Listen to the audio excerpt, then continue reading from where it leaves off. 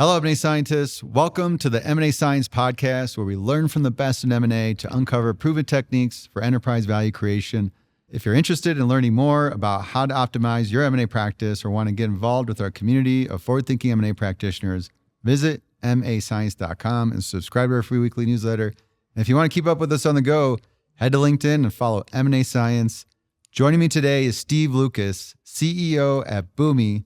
Steve is a multi-time CEO with nearly 30 years of leadership experience in enterprise software. Boomi provides an integration platform as a service, otherwise known as iPaaS, that allows businesses to connect applications, data sources, and devices across different environments. Today, we're going to talk about AI, framing M&A for success, and a bunch of other things.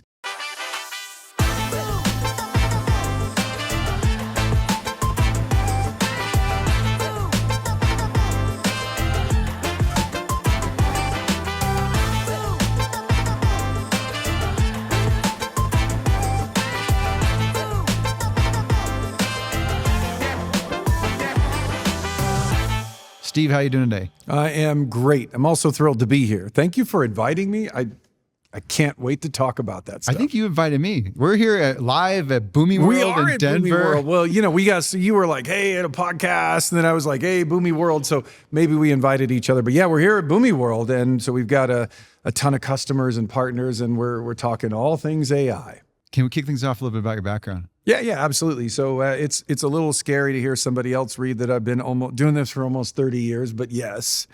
So I'm the CEO of Boomi, and I've been this is my third time as CEO. It's weird I have to count now, but I was the CEO of iSIMS. Prior to that, I was the CEO of Marketo. Marketo was acquired by Adobe. Most people know that. Spent 10 years at, not quite 10, but almost 10 years at SAP. Salesforce.com and Business Objects. So a bit of an eclectic enterprise career, but literally like, this is all I know, man. Like it's either this or flipping burgers. So I'm sticking with software. Been in Denver, Colorado, with my wife and two kids for, 30 plus years. And it's great. But you have had exposure to M&A. Some of the companies you've been involved with have been acquired. So you've been on the sell side, then you've been on the buy side. Can you tell a little more about that? Yeah, well, the first kind of call it, 10, 15 years of my career, it was a lot of getting bought. So I started at a company that if somebody recognizes this, please drop me a note, especially on LinkedIn or, somewhere. It's like, I started at a company called Seagate, which made disk drives, but I worked for Seagate Software, which made software. And the crazy theory, like almost 30 years ago, was, hey, we make disk drives. So let's do software that'll fill up those disk drives with data. Then we'll sell more disk drives. Yeah, okay, sort of okay. So they there was a whole like Silver Lake private equity firm that kind of came in, and they acquired the Seagate software business, and it became Crystal Decisions, made Crystal Reports. If anyone recognizes Crystal Reports, shout out to my Crystal Reports peeps. And then that company was acquired by Business Objects, and then that company, which did analytics, was acquired by SAP. So I had the same desk for a long time, but it was 4 different companies just kind of in succession, one after the other every couple of years. And I guess I just thought that's how software was. That's what the environment that I grew up in. And I kind of missed the whole .com, let's go work for pets.com type revolution. I was deep in enterprise software, but man, a lot of M&A on the buy side. Now post that, the other world, bought a lot of companies, especially as I've come to run them. Gosh, in the past 10 years, I don't know, maybe a dozen companies that I've acquired. So it's a lot. It is. We're going to talk about that. Yeah, we are. Hey, so the coolest thing about doing this interview at your conference is you got to walk the floor and I got to chat with everybody. I got to chat with your partners. I got to chat with a lot of your colleagues. They really like you. I don't know who the last CEO was, but they definitely like you a lot more. And the 2 big themes were down to earth. And they're like, a lot of CEOs talk about being a visionary, but like Steve is actually a visionary. Like they held that up with a lot of pride. Wow. So with that, I got to ask, like, what's the vision for Boomi?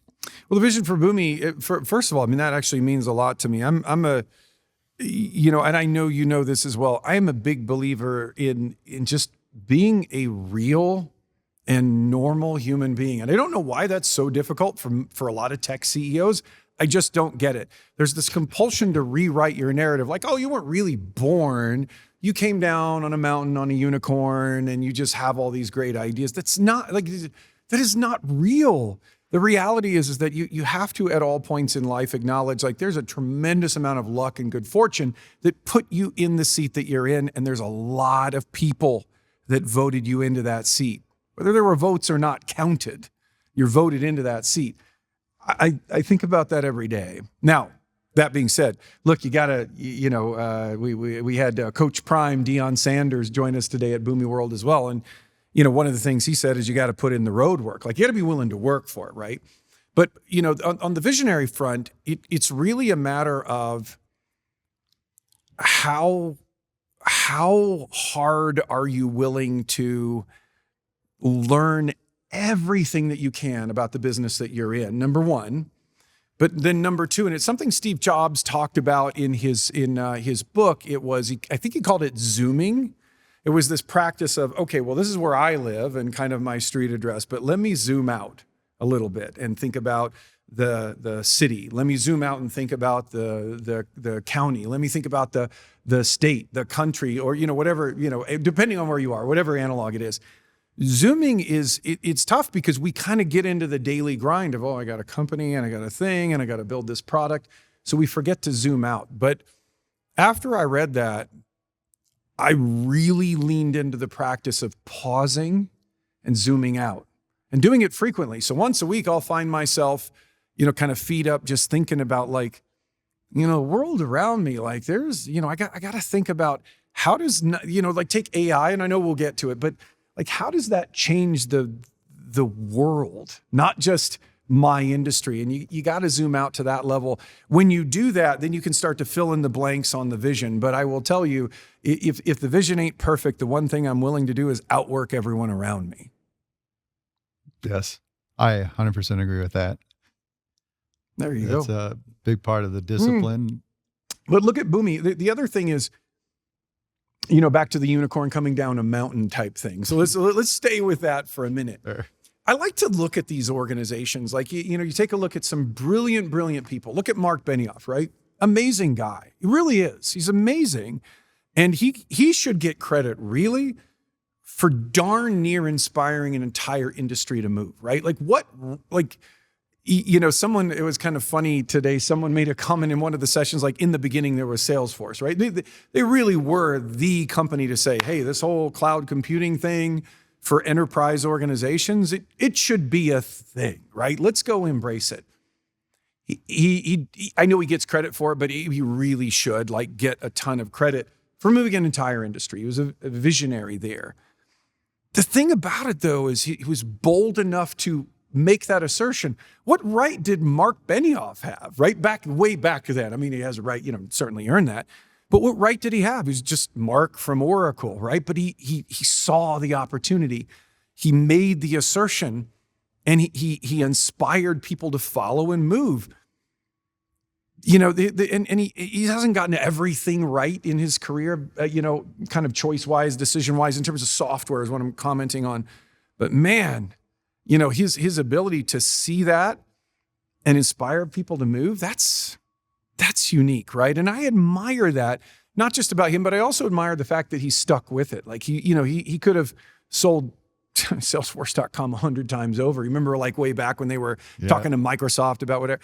But it is about like, are you willing to put yourself out there and take a risk? Here with Boomi, I'm like, hey, look, Boomi is about, we do integration for enterprise organizations, but we can be so much more. And my thing is inspired by people like Mark and others, like you just got to put yourself out there. You got to take the risk. You've got to assert and then inspire people to follow. I want to talk about strategy. I love strategy. This came up. I was chatting with one of the analysts earlier today, and the question is, how is Boomi going to defend its position against these bigger companies with all these resources? It was interesting you mentioned Salesforce because they bought the MuleSoft product, and one of the things they're not very good at is integrating. Right. I'm not sure they still are. They are yet, but we've kind of seen that. But they work on market economics. You get a lot of press around things you acquire, and it keeps your market cap high. Yep. But not so much recently. So how do you approach that? Like, how do you think through strategy and some of those views? You know, I agree about the zoom out and sort of looking at the broader view of what's happening. Yeah. But I guess what's your personal view on strategy for the company? Well, I will tell you that I think strategy is the confluence or convergence of a few things. I think number one is what are you extraordinarily good at? You always have to approach strategy from a position of strength to a certain degree, right? It gives you permission to build things. But then the other is what opportunities do you see within your existing customers to solve really painful things? And the good news is, even in this modern world that we live in, and like AI is just going to magically fix everything in a few years, things are still very complicated for customers. Finding those problems, solving those problems, if you do it and you do it well, generally you are economically rewarded. So that's the second piece. But then the third is, again, coming back to the zooming, is you have to think, you know, people, they call it different things, right? The moonshot and the big, hairy, audacious goal. We've relabeled what that is, but it's also asking yourself, like, hey, if we swung for the fences and we just sent it, like, what would that be? What would it be? Here at Boomi, I sat down with my engineering team and I said, all right, well, we're seeing radical changes in the world of, with large language models and small language models and vector databases. Should Boomi be something more? Maybe we need to be a database vendor. And I know it's kind of a silly notion to say those words, but if you're not willing to say it, you'll never be it, right? And we're not going to be a database vendor. That's not what we do. But you have to be willing to challenge those notions. Great strategy comes from a convergence of those three things. It's that position of strength. It's understanding the problems that you can solve that are really challenging for your customers, and then being willing to dream big. And you converge on those things, but it's not a one-time activity. It's got to be all the time, right? You always have to be rethinking your strategy. What works today, what we announced here at Boomi World, it's not going to work a year from now. That's a good point. So we got play from the position of strength, which I feel like how you guys are really set up and focused in the space is one key one. Yep. The second is solve painful things for your customers. So really being deeply rooted in that, and then swinging from the fences. Yeah. What does that big vision look like? And we'll talk more about that because I seen some cool stuff with these AI demos we did earlier. Well, there's one particular leader when Adobe acquired Marketo, which I was the CEO of Marketo, and Shantanu Narayan, who is still the CEO of Adobe, and deservedly so. The guy is a borderline genius. He is amazing. Now, he shuns that kind of stuff, but I have been in the room. And I'm not just saying this because he paid almost $5 billion for Marketo. I'm saying this because there was a term that he used to use. Well, there are many things that he would say that even this was in my 40s. I found myself still learning from the guy. You'd sit there and go, I just, did this great thing with Marketo, and you just spent all these billions of dollars on it, and you walk into a room and you get quickly humbled by someone that smart. But he would talk often about altitude in strategy. We'd be talking about the strategy for the business or subsegments thereof, and he would often ask, are we at the right altitude? Which, by the way, sometimes people get too high or too low in altitude, and so if I could add a bonus fourth to strategy, it's you got to fly at the right altitude with your strategy at all times. We've seen great products that get introduced too early, or they're a little too high level. They don't quite, they're almost there, but not quite that last little bit. I've just learned so much from people like that in my life. So it's, part of maybe the key to all this is like always be learning. I don't know, but I meet people like that, and no matter how far you come in life, you go, wow, there's always somebody smarter out there. Were you involved in the negotiations when they made that deal? Yes. How'd it go down? Well, first of all, we were private equity owned by Vista, which is a large private equity firm, right? And which, truth be told, like they were obviously Vista was leading those negotiations. And to be clear, like a CEO's first job is do a good job. You're building a durable asset. Forget the negotiations. There's nothing to negotiate. If you haven't built a durable asset, a great company with a great solution that solves big problems, if you don't have that, it doesn't matter, right? So check, did that first and foremost. But beyond that, now you start getting to, okay, well, we're a privately held company. What's the value of this organization? And you and I both know those valuations have changed, right? Once upon a time, 4X became the new 2X, then 8X became the new 4X, and blah, blah, blah. And I think valuations for software companies kind of peaked in 2021. But back in 2018, when Marketo was acquired by Adobe, the first series of conversations actually started with a couple people, not Shantanu, that were involved in that negotiation. So it was many people. And once we started getting engaged with them, then obviously Vista, being the owner of Marketo as they had a specific return that they kind of wanted, expected, with that. So I'll call it a group negotiation. Right, you got the private equity. Yeah. Parents. Yeah, exactly. They want their 3X plus always. Yep. So they have that in mind, and yeah. But I think Vista, they're one of those unique private equity firms in that hyper collaborative. It wasn't this, hey, Steve, we'll kind of let you know what we decide, right? It was, what do you think? What do we think? But a group effort. I love that you announced some acquisitions today. We did. Yeah, I love how you just put that right into the narrative in your keynote. You had Meshery and Apedia. Yeah. And it sounded like the narrative was really around capabilities. Like you're extending the capabilities of what the company can do and tying that into this greater vision. Yeah, well, look, I mean, coming back to strategy, our position of strength is integration and automation. This is what we do for 20,000 plus companies every day. It's what we do. In fact, just to kind of, we call it chest thumping or whatever, but, just to reassert the leadership that we provide, we talked about the billions of messages that we send on a weekly basis, hundreds of millions per day, events and messages and the like, through these very complex enterprise applications that we have to integrate for our customers. So that's all great. That's our position of strength, is we are trusted. We can connect complex enterprise systems and do it at scale. Position of strength. You mentioned MuleSoft. MuleSoft is a terrific technology. Admittedly, it's a little heavy to deploy and manage, but it's a terrific technology, right? They were true innovators in the world of API management. Then they get acquired by Salesforce. Then talent leaves. Then you start to lose sight of what your strategy is, what we just talked about, the vision. That creates opportunity for Boomi. There's a vacuum in the market. And I saw that vacuum and I'm sitting there going, yep, we're going to take advantage of that, right? And Boomi, was building, in addition to our integration, the other side of that integration coin is API management. Because look, and I get the thesis. It's like, oh, this cup right here needs an API so I can talk to it. But everything needs an API. And if everything has an API, then developers can get these things to talk to each other. And oh, by the way, we'll catalog the APIs. You can inventory them and query them and all kinds of good stuff. Makes sense to me. But Boomi was not the leader in that category.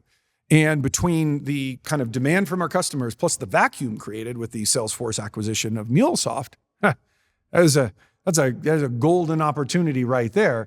So we started shopping.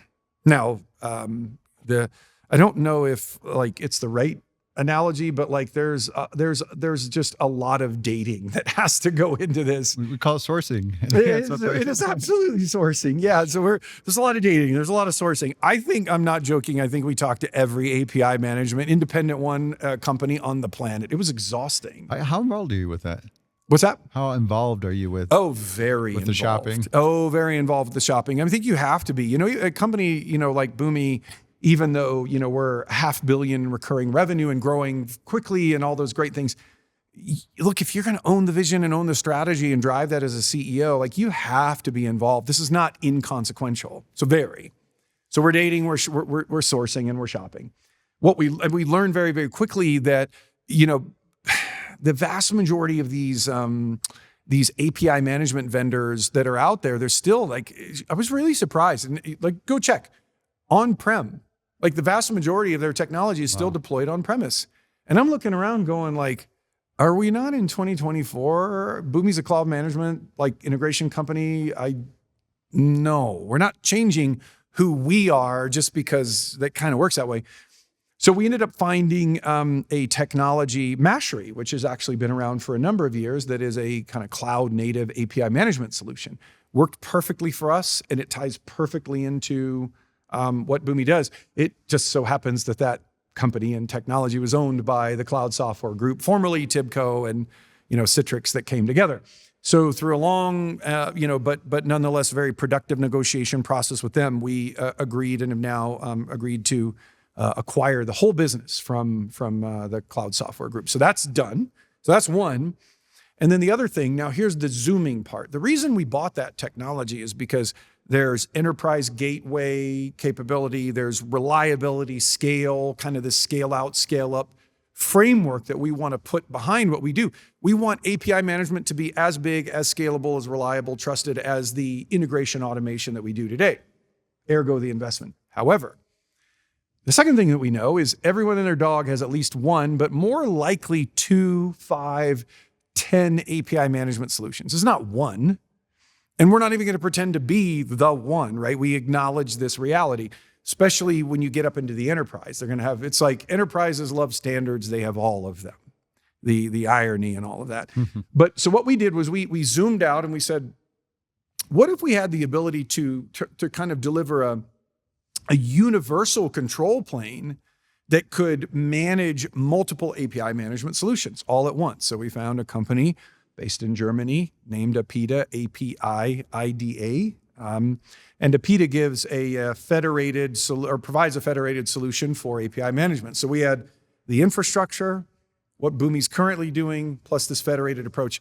Long story short, creates a unique solution for Boomi in that even if we lose, even if someone picks MuleSoft over Boomi, they can still use our control plane to manage multiple API management solutions. So this is even when we lose, we can still win. Yeah, I got it. API manager. So there you go. The manager of the manager, right? Yeah, exactly. The shopping, it's a lot of relationships. You got to get to know. I take it mostly CEOs of these companies that you're really focused on the relationship. Maybe some of their tech leads.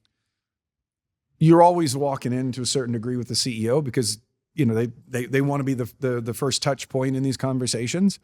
I want to get to the head of engineering very quickly. Okay. I want to understand who they are, what they can actually build. Yeah, because you know how quality of a shop they got. That's it, right? It's like, if it's like, well, I got like 4 dudes and most of our stuff is done on Upwork, it's not that interesting. Well, how's the approach with building the relationship with the CEO to get the relationship of, hey, we're just industry folks, let's get together, compare notes, versus you could be a good target for us?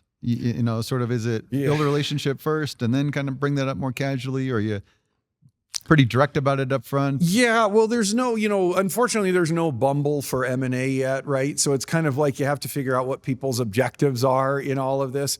I am really, really direct right up front, which is to say, look, I have a simple job, and that is to build our company to a position of leadership and dominance in every category that we play in.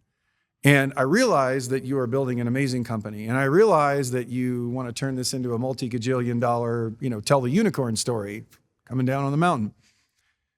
We're either going to build this ourselves or we're going to buy you. That's the conversation. I find it in a good way polarizing. Kind of get real quick the sense for, and by the way, I actually think the right answer is, well, we don't want to sell to you. We think we can do this better than you. That's the best answer. This is the best answer. Now I'm leaning in. Now I want that company, and it's kind of irresistible. Generally, if they say okay, it's actually the wrong answer. Right. So, okay, let's talk this through. So up front, like even on the outreach email, is it, hey, this is what it is? It's probably not the outreach email. It's the first conversation. First conversation. So first email, it's like, hey, we're in the same space. Why don't we grab an intro call, get to know each other? Yeah, would love to catch up. Or, and generally I'm looking for warm intros. Like I know somebody that knows you. Rarely am I dropping in the cold note, but I think, the 30 years of a network, you could get one. Yeah. I agree. Yeah. I saw we had like 126 common connections. There's a lot. Yeah, I know. It's great. Yeah. Right. So it all works. That's right. So we get the intro and then let's get to know each other. And then that first conversation, you bring that up. Now it's interesting that you mentioned that, hey, we're going to build this. I think tell me why is that such a strong indicator for you as opposed to, yeah, I'd love to talk to you about selling our company? Well, I mean, I think that, the kinds of entrepreneurs that you want to meet, interact with, and ultimately might end up at your company. I want entrepreneurs that could put me out of a job. I want people that can take my job. That's what I want. Top talent. What I don't want is, this woman or this guy who, is just like looking for the first opportunity to dump an asset. That's not interesting. But if I find that person that says, look, she's sitting there staring me dead in the eyes, and in a good way, I'm getting a little nervous, like, whoo, you could just actually take my job, right? That's the right feeling. And so it's that level of kind of like entrepreneurial aggressiveness that I'm looking for. And I want to know how they respond to my assertion. I want someone that can say, you can't build what I've got, and I'll tell you why. I want to be proven wrong. Mm-hmm. Teach me how to convince someone to sell their business that doesn't want to sell their business. Oh, well, that's what took forever. I think that's the thing, right? Is like a year and a half ago, I got to Boomi, and the first thing I said to my board was, hey, look, API management, kind of important here, right? MuleSoft, blah, blah, blah, everything we've talked about. Year and a half later, we finally got to acquire these technologies, right? It's because entrepreneurs are passionate. That being said, what I know is I know how to scale. It's a thing I've learned. I know how to take a good company and make it great. I know how to take a great company and make it unbeatable in many cases. If you take a look at Marketo, and this is not like, the Steve session to run around, patting myself on the back. But really, if you look at Marketo when it was acquired, taken private by Vista, they only paid $1.2 billion in cash, $400 million in debt, I think. So $1.6 billion buy price. 24 months, almost to the day, 2 years later, not 10, not 5, 2.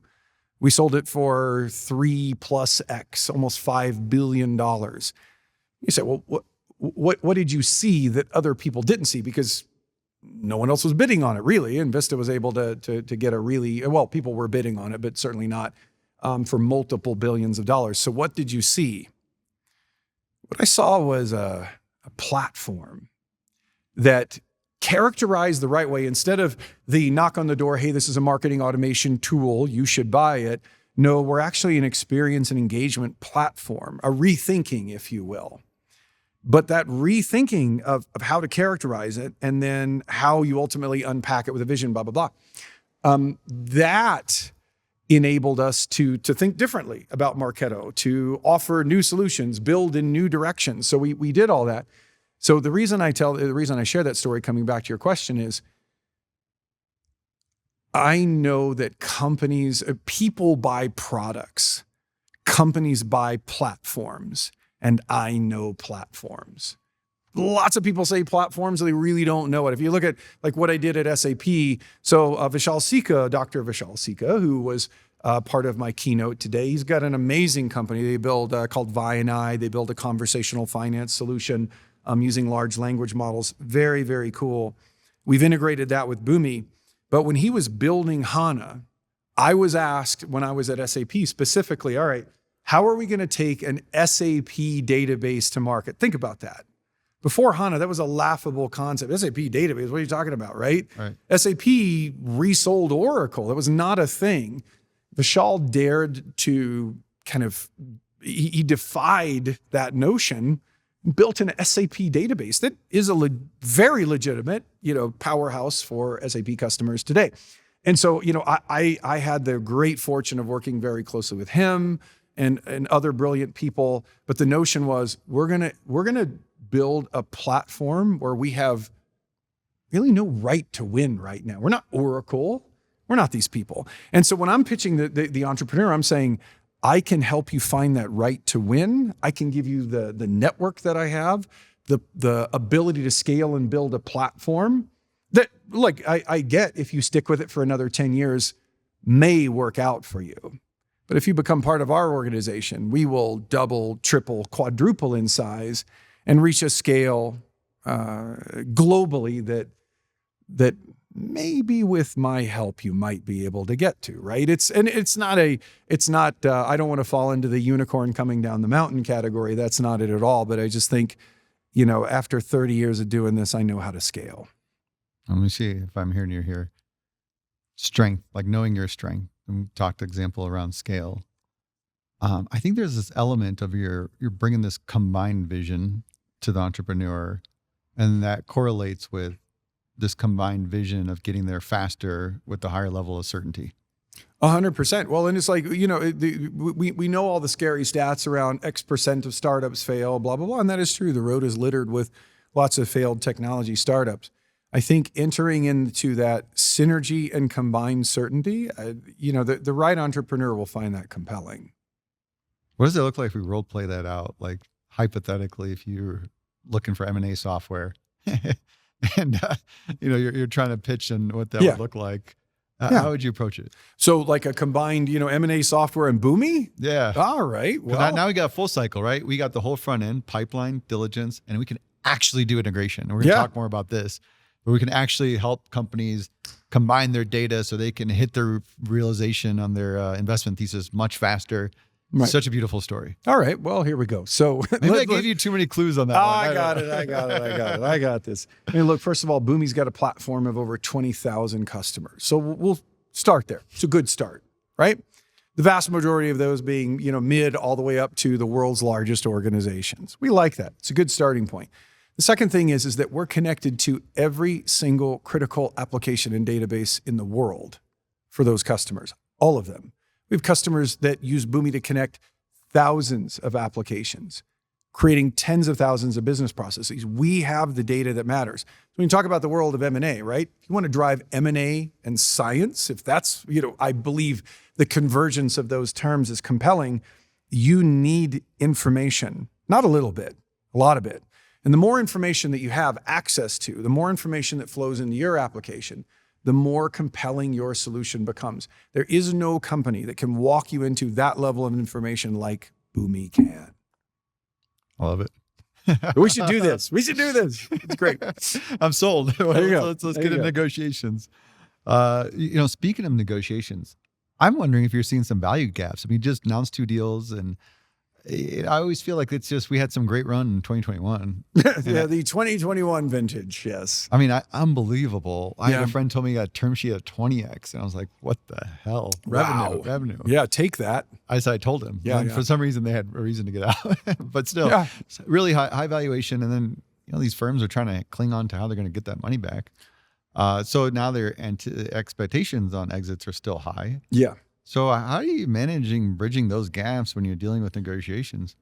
Well, first and foremost, I think that the hard part is there's still a lot of hangover from the 2021 kind of funding craze, right? And the valuations. The first thing I always say in these discussions and negotiations is, look, if you're aware of a multi-trillion-dollar stimulus package coming down the pipe, I'd like to know about it. But those days are gone, right? That happened during COVID. Potentially the financial crisis of 2008, we had a stimulus package right after that.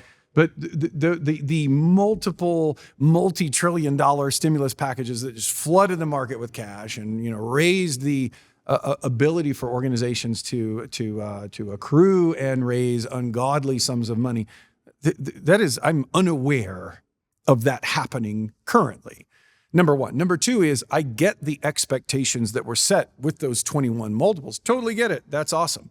But all you have to do is look at math, right? We have myriad publicly traded organization examples right now. And even in our industry, right? Look at, we had, what's the company? So it was Silver Lake that bought Software AG, I think, right? So they acquired Software AG, and that's a good company, right? It's even big revenue, blah, blah. And then IBM bought the Web Methods chunk of that. So again, we get a multiple exposure.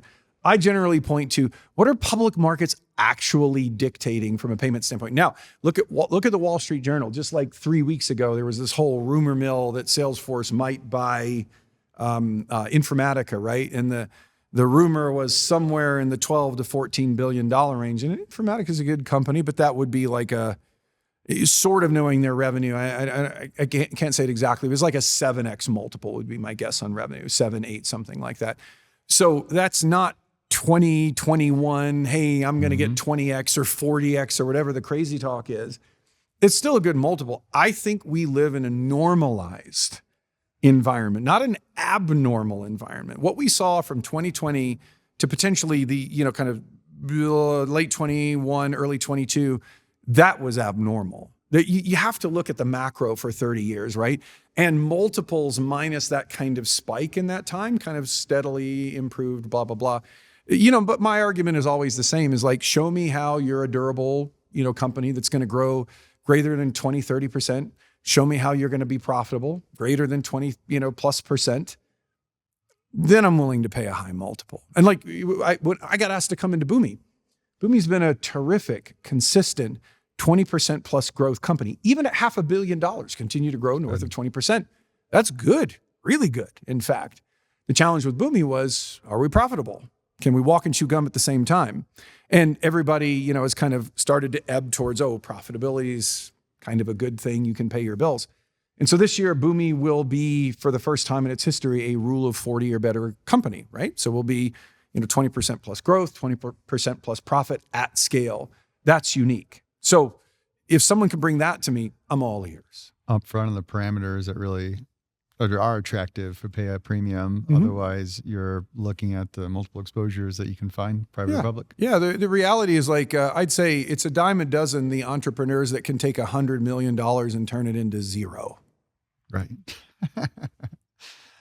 Any other tips on negotiating, lessons I can learn from you? Well, I think that, having that strong vision for your own company, what we already talked about, and leading with that, number one. But number two, finding like-minded people, but they're willing to challenge you. Those are the kinds of people that I love to be around. So that's number two. And then I'd say, number three on negotiating is always level setting, as we've talked about, right? What you believe there's no use in, if you're owned by a private equity firm and, you live in reality, and someone else is owned by a venture capital firm and they kind of don't, then it's really important to quickly align on those elements. Like, don't waste each other's time, right? They want 20x, you can pay, 6, whatever that multiple may be. So those are things to think about. But I would also say helping these entrepreneurs understand the kind of network that you can build. I'll give you a case in point. So without getting into too much detail, there's a company, which when I was running a CEO of iSIMS, this is before TA Associates came in and bought half of the company with Vista, co-invest. We bought a video hiring technology with a brilliant founder, brilliant guy, just brilliant. And I remember saying to him, look, I know that you may not be getting the price that you perfectly aspire to, but if you do this with me now, I promise you I will come to your aid and help you in your future endeavors. He has a new startup.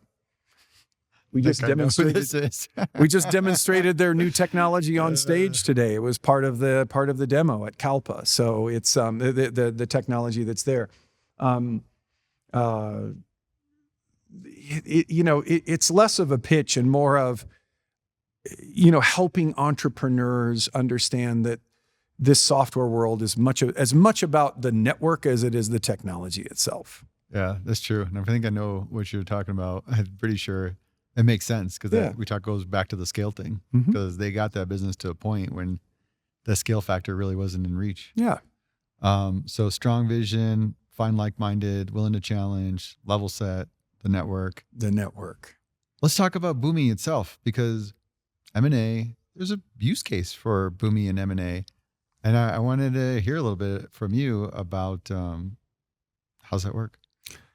Yeah, well, I mean, first of all, again, I think it is, the currency is data. I think we all know that, right? Now, I will say, and when it comes to M&A, like there's a lot of use cases in M&A, but the biggest one is you can only move as quickly in M&A as your ability to integrate and metabolize companies, not how quickly can I sign agreements and buy them. Like, that's the easy part to a certain degree. The hard part begins when you're tying in culture and human beings and process and data and systems and all the stuff that comes after M&A. So there are really two use cases. One is Boomi being able to find, discover, connect, and access data that can help you in these M&A situations. But the other part is, can I fold this in? Can I tie in the business processes? In fact, that is a massive use case for Boomi is, hey, I just bought a company. I need these things to talk to each other. and quickly, by the way. So, Boomi is often spun up for the, hey, you've got Oracle, you've got SAP. How are we going to produce consolidated financials? Enter Boomi. Integrating data. And I feel like this is the biggest thing I'm seeing when I talk to the integration practitioners. Yes, there's a lot of talk about culture, the leadership alignment, those things, really important. But so much is becoming more around the data, how quickly you can get the data integrated so that you have access to it. And obviously people want to get the quick wins. You bid this ambitious investment thesis. You're betting on all these synergy realizations. Right. It involves the cross-selling, right, which everybody always puts in there. Well, you can't have two different databases the data sits on, and we can't have the redundancy of. Well, and we've all, I'll kind of adjust my jacket as I say, we've all won acquisition arguments based on very strong cross-sell synergy projections, right? We have. But the very next thing that comes out from that is, all right, so how many of us have experienced, okay, we bought the company, that's great, but this one sales force over here that came from acquiring parent A, other sales force over here from just got bought, company B, none of the salespeople can access an opportunity, or they're stepping all over each other, right? It's just, that is so fundamental and basic, and it's kind of tropish almost. It's like, come on, man, we live in 2024. This should not be that hard. We can share information across different CRMs and financial systems. It just tends to be an afterthought, right? And I would actually just ask a really basic question up front before you go into M&A, which is so... how are we going to share information between, I'm talking data, not like I'll email you about an account later once I establish it as mine in the CRM system, but how are we going to share information? How are we going to collaborate? Those questions are often asked too late. I was going to say, do you use Boomi? And then how do you make your integration successful? We use Boomi. I mean, that's it. We're Boomi on Boomi here. That's the thing as we talk about Boomi on Boomi. And we will be with this solution as well, as we believe that, look, the reality is smart people with, and I'm secure, but unfettered access to real data and information. Smart people and access to information generally make really good decisions. They generally do, right? But how often have you heard about the project, the acquisition that failed because, well, we just couldn't get these teams to talk to each other. Oh, we couldn't report out to the board on, were we actually cross-selling the things that we wanted to sell? It's too late when we found out, right? And I just find that these fundamental questions around access to information, sharing the data, it's just, if it's an afterthought, you've already failed. So what are the top three to make integration successful? Top three points, top three concepts. What do you think? Points or concepts. Points or concepts. Obviously, you got the Boomi data integration, but other things just in your philosophy of setting this up with leaders to make their deal successful. Yeah. Well, first of all, I think it's kind of like you need to ask yourself. I'm going to change my altitude for 30 brief seconds. Here we go, and then we'll come right back to it. So, barring Shantanu's change in altitude statement, right from earlier in our podcast here. I believe that data is not, there's that whole phrase, data is the new oil, right? I could even just say data is the new, and I'm pretty sure every listener would say oil, right? Because it was a whole thing. We're all guilty of saying it. It was a cool thing to say like 10 years ago. We all said it. I believe that data is not oil. I believe it is sand. It's infinitely abundant. There's a ridiculous amount of it. Some of it's useful if you melt it, turn it into things like silicon chips and glass, right? But there's an enormous amount of it. You just have to be really, really picky about what data you use, right? And that's the whole thing with Boomi. It's not, well, let's just carpet bomb the heck out of data. It's precision strike data, what matters when you get it. So the three tips are, know what information you really need. What do you really need? That's the whole data is the new oil, blah, blah, blah, sand thing. I think it worked, but time will tell if that metaphor just worked there. But it's knowing what data you actually need to be successful. That's number one. Then number two is knowing how do we move information between our different systems to create outcomes. And what I mean is I think, oftentimes organizations will say, well, we're buying, we're company A and we're buying company B in an M&A scenario. And one company has a culture of, we have an inside sales motion. and we move very, very quickly with our sales model. The other company would have a maybe an enterprise sales model, and it as these deals take 3 times as long and they're more complicated. So I would say that the second point is the rate, the cadence of data. How are you moving it? When are you moving it? Where? It's more the when and how quickly are you moving data. But I'd say, what data do you need? How quickly do you need it? Is it real time in nature? Should have just started there. I think that's the second thing. And then the third, and really this is the most, or one of the most important things is, how will we consolidate our data over time?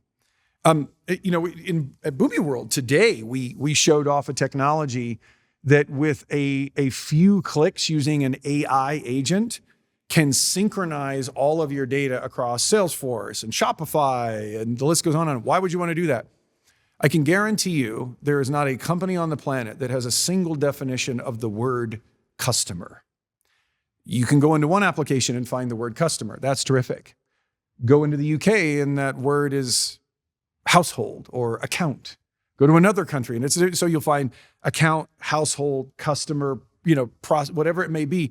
They all kind of sort of mean customer, but not really at the same time, right? So you have to find a way to say, how do I make a kind of golden record for me to have a common conversation, right? So if I'm going to buy a company and I'm betting big on the cross-sell, upsell, that's great. What if my data's wrong? What if I don't have an accurate definition of customer between company A and company B? And we can solve that, right? That's part of what we do is say, hey, we can come in a few clicks later and you've got this magical, kind of golden record across customer. So I'd say making sure that you have accurate information is critical to success. So focus on the information you really need, how quickly you need the information, and think of your roadmap in terms of consolidation of that information over time. Yeah, and it's got to be right now. And exactly, it has to be right now. I'm sure, I could have gone with the whole 4 V's of data, veracity, blah, blah, blah. But I think what matters is really those 3 points in an M&A context.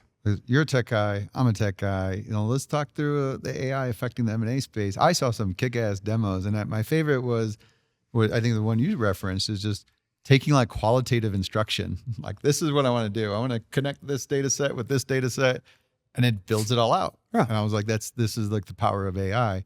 Where do you see it? Let's get to the AI vision. Well, it's going to change. I mean, I think that most people are going to label me as like the AI, kind of like, I'm on the bandwagon and a fanboy, whatever. Look, I haven't seen a technology in my lifetime where I can type in an abstract concept and then somehow this technology, in this case, it's using, parameters and reward tokens and all of it. It's powerful technology, these large language models that can then come out and take a specific and darn near exact action based on an abstract ask. That's what humans get paid to do for, right? It's like, oh, well, I have an abstract situation. I'll look around, kind of figure this out. And then I'll get very specific in software, clicking buttons and moving records and things like that. What we've introduced is based on large language models. So credit where credit is due, right? The world is changing at a rate and pace I've never seen, not in my 30 years of tech. And that rate and pace includes, we introduced a series of AI, what we call agents today. And these agents, they're helper agents that can do things like, I could say, hey, I'd like to take the most recent 5 records or purchases in my Shopify system every Tuesday and move those over into NetSuite. Just do it. And it just does. We've kind of reserved that work for the gods, the humans, right? We're like, hey, well, no, there's not really an AI system capable of A, understanding what you really mean, and then B, connecting to those complex enterprise systems, C, verifying the security, D, identifying those records, and then going, yeah, I'll just move that and create an automation to do it every Tuesday. That's a human activity, and we just introduced our orchestration agent that can do all of that. So it's literally taking your abstract request or notion and then turning it into a specific set of ones and zeros and ask. And man, I look at things like that, and I just can't help but think that every single enterprise application, everything we've imagined for 30, 40 years, it has to get reimagined. These applications they'll begin to reason, and they should, right? Because infrastructure is too brittle, right? I always use the example of, one of the things that I was meeting with this customer one time, and they use Boomi to screen scrape websites to collect data. I'm not saying that's good or bad. That's just what they do with Boomi, right? They're doing that with their partners. They have permission to do it. But in that screen scrape, if the field moves 1 pixel, it breaks the integration. Shouldn't it be smart enough to just adapt and go, oh, it's the same field. It just moved 1 pixel to the right? You should do that. But I use that as an example of technology is too brittle. It's not malleable. If you have small language based or small language model, SLM based connectors that go, oh, actually it's the same. I'll make the adaptation here and then I'll just let you, the human, know and you can approve it. That's great, right? I also use the example of expense reports. I'm just on a holy war to kind of like get rid of expense reports. I hate expense reports. I'm with you. I hate it. I hate them. I hate filling them out, and I hate filling or more. And I don't really fill them out anymore. My assistant does that, but I do approve them, and I hate approving expense reports.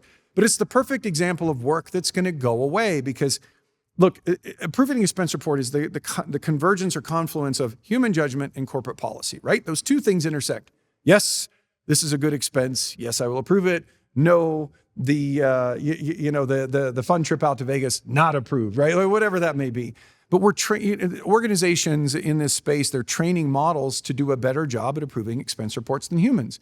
2 years from now, no human will approve expense reports. It's crazy talk. Why would I ever want to do that?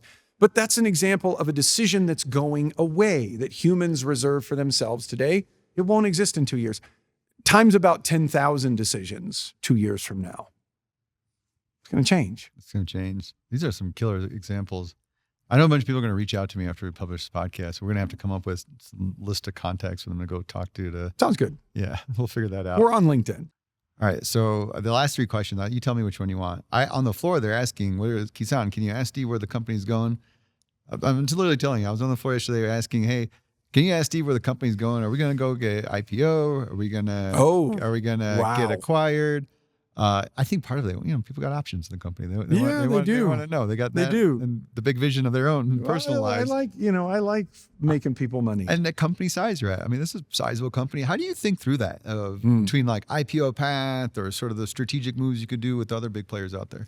Yeah, well, part of it is, and I only say this in jest, but in the movie Forrest Gump, when the sergeant asked Forrest Gump, why did he put that rifle together so quickly? And then Forrest's response was, because you told me to, right? So to a certain degree, when you're working for a private equity firm, and I'm not saying that I am Forrest Gump, this is now not going in a direction that I wanted it to, but it's still kind of funny. I think to a certain degree, it's, look, private equity firms, and I've worked with many, and these are terrific firms like TPG and FP. They have their own, set of objectives, right? But what we talk about frequently is just how do we make Boomi that durable, enduring technology asset, that great company, right? That's where the conversation starts. So ultimately, the decision is not really up to me, but I am part of that. As the chairman and CEO of Boomi, I am part of that decision, but we have investors, right? It's partly that. Look, I think that the public markets, they are rough. They're sometimes rewarding now. I say a year ago, they were nightmarish. Now they're just rough. And I'm starting to see some de-thaw, right? I think we all are. And that's like, I'm cheering for every tech IPO. I'm like, go. I think that there is a very strong argument that Boomi could be an extraordinary publicly traded company.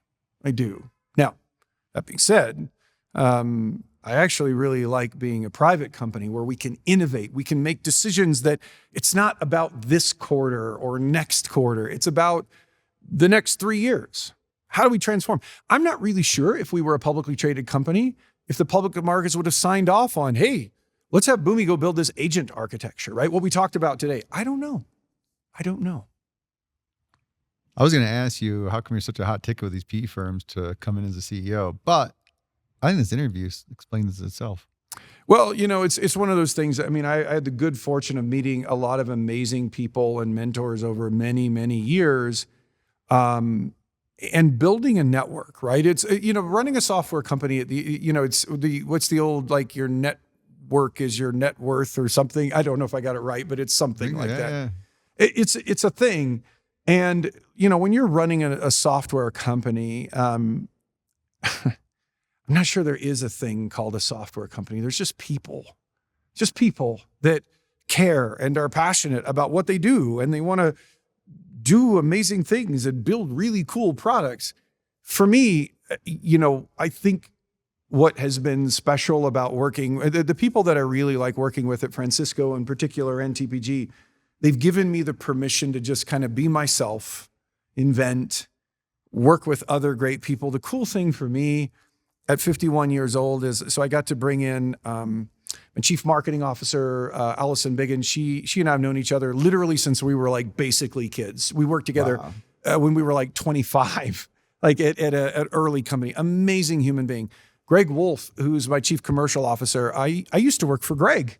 He was the COO at Crystal, then Business Objects. Brilliant guy. Arlen Shankman, who I've known for 15 years. He was the CFO of Citrix before it got merged and acquired with Tibco, and we worked together at SAP, and the list goes on, and it's great people that care. I love that. I love it. I love how you attributed it back to that. Hey, so I got to ask before we wrap things up, what's the craziest thing you've seen in M&A? Ugh. Well, besides the rumor mill from a couple of weeks ago, what's the craziest thing I've seen? Look, I would have, many years ago when Qualtrics was acquired by SAP for an enormous amount of money, right? I can't remember, it was like $8 billion or something like that at the time. You're right, yeah. And I think, I went down in history for saying, man, I don't get that at all, right? Like I was like, blah, blah. And then actually SAP, spun the company out as a publicly traded entity, and its, market cap just went through the roof, right? So for me, it's the collectiveness of that craziness, right? Is like, it was, a private company and bought for all this money. And then what the heck is that doing at SAP and why? But then they spun it out. There's actually, there's some, in the end, it worked out, but that's a lot of craziness. That's probably not the craziest thing I've seen in M&A, but it qualifies as crazy. I'm not sure. I think that the craziest thing that never went down was when the whole, I think it was Microsoft Salesforce rumor, that alternate universe that we're living in right now where they did buy Salesforce. That would have been very interesting. It really would have. But I think that the crazy stuff is coming soon. And it's going to be because there's too many companies sitting on their hands with this AI stuff. They're kind of like, yeah, I'll just wait it out. I mean, look at what Microsoft is investing right now in AI with OpenAI. It's like $32 billion or some crazy amount in the next couple of years, right? It's insane amounts of money. And then, full credit to Sam Altman. I mean, for the first time I ever heard a human being utter like, well, what we really need is $1 trillion. You remember his quote on that? It's crazy. It is crazy, but is it? There's a moment where I'm like, you've seen crazy. It's going to get crazier. It's going to get crazier, but I think it's these companies that are sitting on their hands, not moving quickly enough in and around, all concepts related to AI, and they're going to face, there will be an extinction level event for many of them, and I think crazy is yet to come. Steve, this has been an awesome conversation. Yeah, well, thank you 100% same. So much for taking the time, helping me become a better M&A scientist. I hear we might have like a little impromptu interview with Michael Bachman. I love Michael Bachman. We're gonna do. He wears bow ties. He wears bow ties. He does, and he's the only guy I know that wears bow ties. But man, he rocks a bow tie. Where he's gonna talk some AI stuff. I got a new series I'm working on focused on AI, so I'm like, let's just run through an interview, see how it sounds, what we can learn. Brilliant guy. Those of you still with us, you're the true M&A scientists. If you got this far in an interview, I'd love to hear from you. Give me some feedback on what you thought of this interview. Reach out to me on LinkedIn. Till next time, here's to the deal.